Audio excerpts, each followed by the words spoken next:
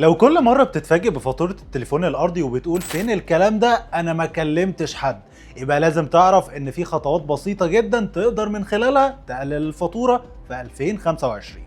أول حاجة وأكتر حاجة هتفرق معاك إنك تحول الخط الأرضي للاستقبال بس، يعني يفضل شغال تستقبل عليه مكالمات عادي من غير ما تعمل مكالمات خارجية، وده هيقلل المبلغ اللي بتدفعه بشكل كبير. وما تقلقش، التحويل ده سهل جدا، ممكن تعمله من موقع وي رسمي وانت قاعد في البيت، او تنزل اقرب فرع وتطلب تحويل الخط لنظام الاستقبال فقط.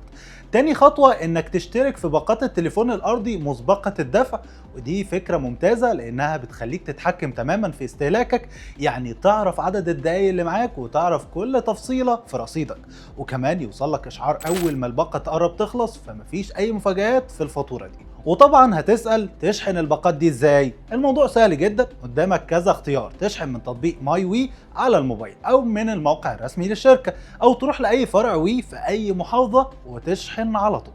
يعني بخطوات بسيطة زي دي هتقدر تتحكم في استهلاكك وتوقف المفاجآت اللي بتجيلك في اخر الشهر، وكمان توفر جزء من مصاريفك بدل ما يروح كله على فاتورة التليفون الارضي.